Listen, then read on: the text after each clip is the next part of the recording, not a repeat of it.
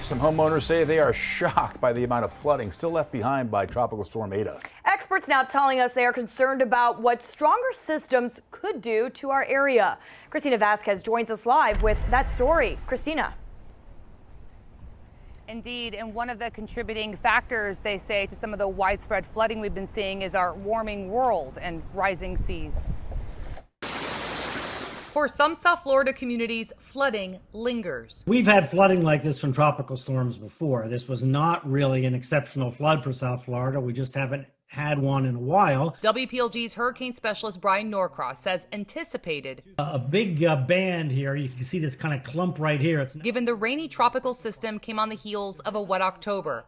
But another compounding factor, sea level rise. I've been dealing with hurricanes since the 1980s and focusing on that, and that's evolved into, of course, discussing how climate and hurricanes fit together. The fact that sea level is rising, and it's rising a little more, just a half an inch at a time, that makes our drainage systems work more poorly.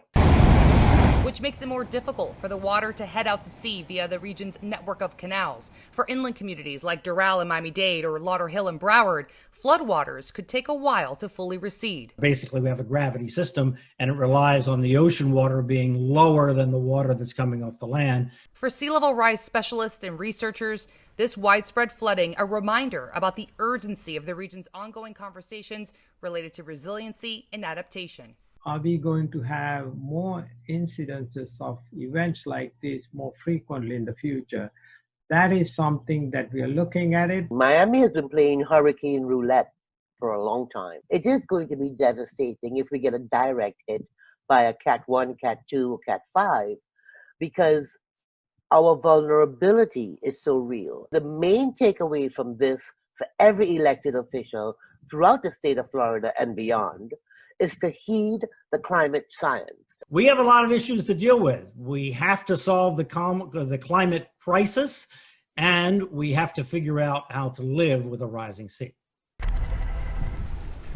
Living with water. You know, Norcross says one of the issues we are dealing with that's unique to South Florida, it's not just storm surge from rising sea levels that can wash over and flood coastal areas, but because we sit on porous bedrock, it's really water bubbling up underneath our feet. That leads to another concern, which is saltwater intrusion into our aquifers. We have more on that on local10.com. Reporting live for you, I'm Christina Vasquez, Local 10 News.